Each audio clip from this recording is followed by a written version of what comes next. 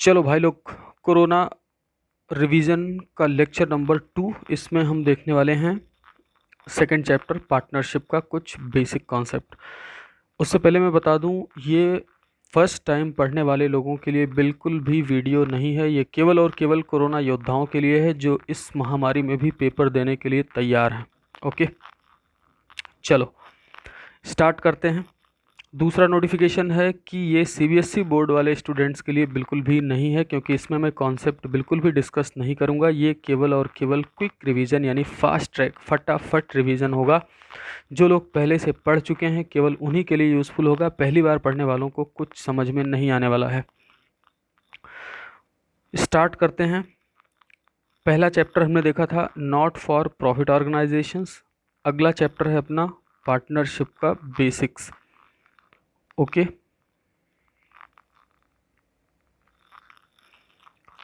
ये हैं किताबें, दिख रही होंगी आपको। लिखने वाला कौन है इनका समझ गए होंगे आप। गुड, ये हैं हिंदी मीडियम के लिए। ओके, स्टार्ट करते हैं अपना चैप्टर। पार्टनरशिप में हमने देखा था कि सोल प्रोप्राइटर से बिल्कुल अलग होता ही है। पार्टनरशिप में सबसे पहली खास बात क्या है, पार्टनरशिप की डेफिनेशन, जो कि कहाँ लिखी गई है, सेक्शन नंबर 4। किसका सेक्शन नंबर 4?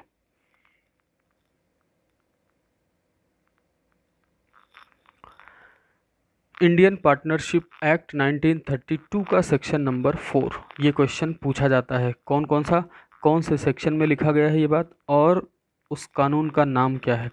डेफिनेशन क्या है, partnership is the relation between two or more persons who have agreed to share the profits of a business carried on by all or any of them acting for all. ये definition आपको पता होनी चाहिए। Anyway उतना important नहीं है, हम केवल इंपॉर्टेंट पोर्शन करने वाले हैं जो एग्जाम में पूछा जाएगा। दूसरा क्वेश्चन जो सबसे ज़्यादा इंपॉर्टेंट है वो है कैरेक्टरिस्टिक्स ऑफ पार्टनरशिप। ये क्वेश्चन बहुत पूछा जाता है बोर्ड एग्जाम में। कैरेक्टरिस्टिक्स ऑफ पार्टनरशिप, सबसे पहला, टू और मोर पर्सन्स, कम से कम 2 लोग होने चाहिए पार्टनरशिप बनाने के लिए। ज़्यादा से ज़्यादा कितने लोग हो सकते हैं? 50 लोग। क्या लिखा गया है फर्स्ट पॉइंट में? Two or more persons, there must be एटलीस्ट 2 persons to form a partnership, they must be competent to contract. उसके बाद मिनिमम नंबर है, ये है 2 और मैक्सिमम है 50। ये क्वेश्चन बहुत पूछा जाता है, मिनिमम और मैक्सिमम नंबर का ध्यान रखना है, इसको भूलना मत। उसके बाद दूसरा फीचर है एग्रीमेंट। बिना एग्रीमेंट के पार्टनरशिप हो ही नहीं सकती। इससे जुड़ा एक ऑब्जेक्टिव क्वेश्चन पूछा जाता है कि पार्टनरशिप की शुरुआत या बनता कैसे है। Partnership is formed by agreement. ठीक है, there must be an agreement to form a partnership. अगला फीचर है इसका बिजनेस। इसके लिए एक बिजनेस का होना ज़रूरी है। और बिजनेस कैसा होना चाहिए? लीगल बिजनेस होना चाहिए, लॉफुल बिजनेस होना चाहिए, इलीगल बिजनेस नहीं चलेगा। उसके बाद है शेयरिंग ऑफ प्रॉफिट। ये कंपलसरी है। ये क्वेश्चन बहुत पूछा जाता है ऑब्जेक्टिव में। प्रॉफिट शेयर करना कंपलसरी है पार्टनरशिप में, लॉस शेयर करना कंपलसरी नहीं है। ये क्वेश्चन भी ऑब्जेक्टिव में पूछा जाता है। ऑपरेशन का मतलब होता है कंडक्ट ऑफ द बिजनेस, यानी चलाएगा कौन बिजनेस। हमको पता है 5 लोग मिलकर पार्टनरशिप कर लिए। अब ज़रूरी नहीं है कि वो पाँचों के 5 ऑफिस आएँ और रोज़ का काम देखें। कुछ लोग भी काम कर सकते हैं और सारे लोग मिलके भी काम कर सकते हैं। एक इंसान अकेला भी कर सकता है। ये सब बातें आपको पता हैं। उसके बाद अनलिमिटेड लायबिलिटीज़। अनलिमिटेड लायबिलिटी में होता क्या है कि पार्टनर्स की लायबिलिटी अनलिमिटेड होती है। ये क्वेश्चन ऑब्जेक्टिव में बहुत पूछा जाता है। लॉ, कौन सा कानून है जो भारत में पार्टनरशिप के बिजनेस को डील करता है? वो है इंडियन पार्टनरशिप एक्ट 1932। ये नाम लिखा गया है। ये क्वेश्चन पूछा जाता है। उसके बाद रिलेशनशिप, पार्टनर्स और फर्म के बीच में और पार्टनर के बीच में रिश्ता कैसा होता है? प्रिंसिपल और एजेंट का ये रिश्ता क्या कहलाता है? प्रिंसिपल एंड एजेंट का रिश्ता। उसके बाद फर्म का क्या मतलब होता है, पार्टनर का क्या मतलब होता है, ये क्वेश्चन आपसे पूछा जा सकता है। पर्सन, जो अलग अलग लोग होते हैं जो आपस में जुड़ के बिजनेस स्टार्ट करते हैं, वो पार्टनर कहलाते हैं। इंडिविजुअली, ध्यान देना, ये question fill in the blanks में अगर पूछ लिया जाए तो पार्टनर जो है ना वो इंडिविजुअली कहलाते हैं, और फर्म जो है ना वो कहलाते हैं कलेक्टिवली। ये कलेक्टिवली और इंडिविजुअली वर्ड ऑब्जेक्टिव में पूछे जा सकते हैं। और जिस नाम से वो बिजनेस करते हैं उसको हम बोलते हैं फर्म का नाम, ये है firm name. Okay guys, separate legal entity of a firm, आपको पता ही होगा कि फर्म जो है वो सेपरेट लीगल एंटिटी नहीं होती है, नहीं होती है, नहीं होती है, याद रखना इस बात को। लेकिन अकाउंटिंग पर्पस के लिए फर्म को एक सेपरेट लीगल एंटिटी माना जाता है। ध्यान रखना, केवल और केवल अकाउंटिंग के लिए माना जाता है, लीगली ये सेपरेट लीगल एंटिटी नहीं होती। इसका क्या मतलब होता है नहीं बताऊंगा। उसके बाद है टाइप्स ऑफ पार्टनर, छोड़ सकते हो आप, not that important. Rights of a partner, ये क्वेश्चन बोर्ड पूछ चुका है, पूछा भी जा सकता है कि पार्टनर की क्या क्या अधिकार होते हैं। तो दोस्तों लिखा हुआ है right to participate in the management of the business. Business को चलाने के लिए वो बोल सकता है कि मैं भी हिस्सा लूँगा, मैं भी कामकाज देखूंगा, रोज आऊँगा ऑफिस, चेक करूँगा क्या काम चल रहा है, मना नहीं कर सकता कोई partner. Right to be indemnified, कोई नुकसान हो गया उसको बिजनेस पर्पज़ के लिए कुछ कर दिया तो इंडेमनीफाई, ठीक है। राइट्स टू एक्सप्रेस ओपिनियन, पढ़ लेना आप। राइट टू प्रिवेंट, इसमें से आप कुछ कुछ काम के कौन कौन से रख लेना। Right to retire, right to have access to books, share profit equally, not to be expelled, निकाल नहीं सकते आप उसको। 4-5 राइट्स आप कोई से भी देख लेना, मैं डिस्कस नहीं कर रहा हूँ। पार्टनरशिप डीड, ये ज़्यादा इंपॉर्टेंट है, इसको डिस्कस करते हैं। पार्टनरशिप डीड बहुत पूछा जाता है कि what do you mean by partnership deed, कैसे पूछा जाएगा question, what do you mean by partnership deed, partnership deed से आप क्या समझते हैं, and what are the contents of partnership deed, इसके कंटेंट क्या क्या होते हैं। तो हमको पता है पार्टनरशिप डीड का मतलब होता है पार्टनर्स के बीच में होने वाला समझौता, जब लिख के कागज़ पे रख लेते हैं तो उसी को पार्टनरशिप डीड बोलते हैं। इनके बीच में जो एग्रीमेंट होता है ना, वो रिटन ओरल कैसा भी हो सकता है। लिखा गया है partnership comes into existence by an agreement, एक एग्रीमेंट होता है, पार्टनरशिप तब शुरू होती है अमंग द पार्टनर्स।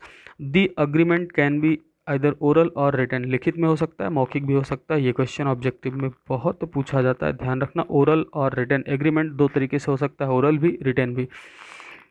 जब ये राइटिंग में होता है ना, तब इसको हम बोलते हैं पार्टनरशिप डीड। बिल्कुल भी दिमाग लगाने वाली कोई बात ही नहीं है। इसमें लिखा क्या जाता है इस डीड में, डिटेल्स ऑफ पार्टनर्स, बहुत सारी बातें लिखी जाती हैं जो आप देख रहे हैं। डिटेल्स ऑफ पार्टनर का मतलब पार्टनर से जुड़े सारे डिटेल, कि उसका नाम क्या है, उसका एड्रेस क्या है। उसके बाद है डिटेल ऑफ फर्म, फर्म किसको बोलते हैं, कलेक्टिव धंधा इनका जो भी होता है, उसका नेम और एड्रेस क्या है।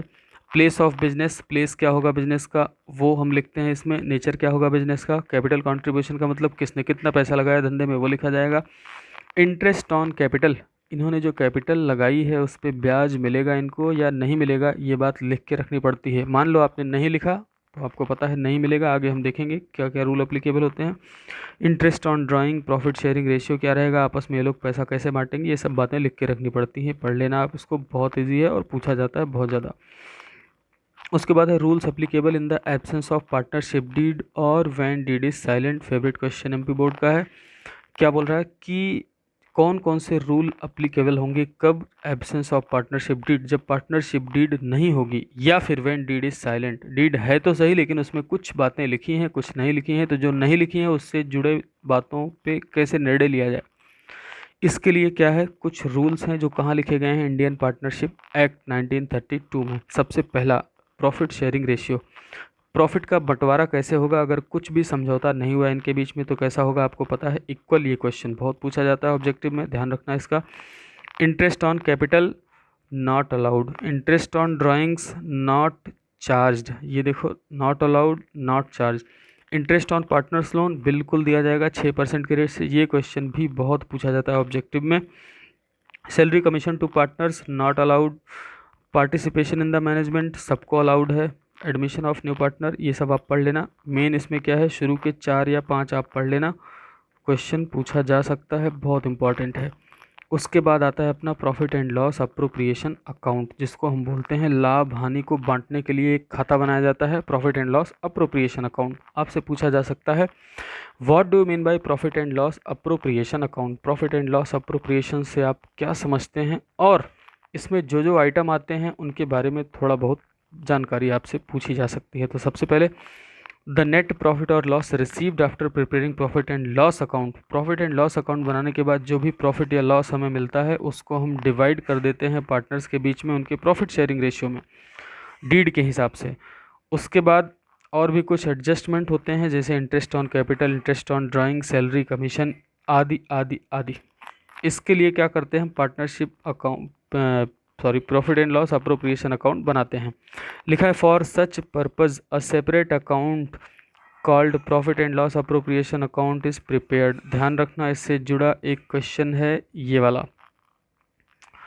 कि ये profit and loss appropriation account किस टाइप का अकाउंट होता है। ये एक नॉमिनल अकाउंट होता है, ऑब्जेक्टिव में पूछा जाता है ये। उसके बाद इसके आइटम्स, मतलब इसमें कौन कौन सी चीज़ें आती हैं उनके बारे में थोड़ा सा जानकारी हम लिखेंगे कि following items are covered in profit and loss appropriation account. इसमें सबसे पहला क्या हो सकता है कि एक तो नेट प्रॉफिट, आपको पता होगा ये कि नेट प्रॉफिट हम लेके आते हैं जो।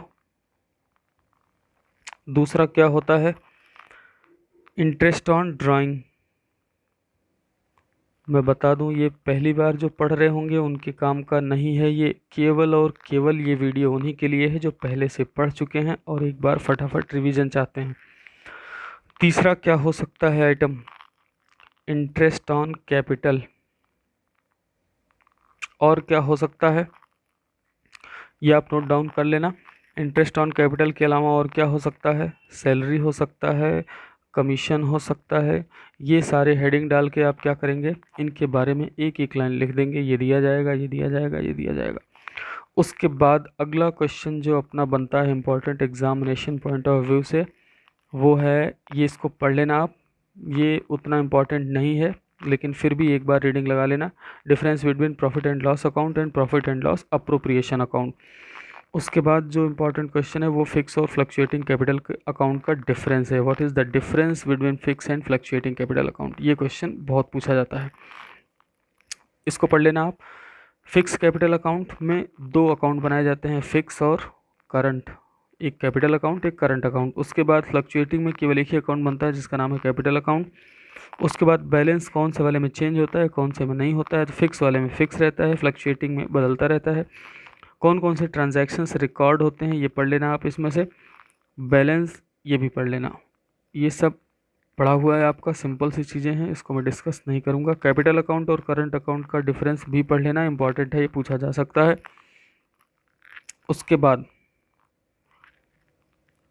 उसके बाद कुछ क्वेश्चंस जो कि हम देखेंगे अगले वीडियो में, ठीक है। आपके जो भी क्वेरीज जो भी डाउट्स होंगे वो आप मेरे व्हाट्सएप नंबर पे कांटेक्ट कर सकते हैं। बाकी अगले वीडियो में मिलते हैं। Thank you guys.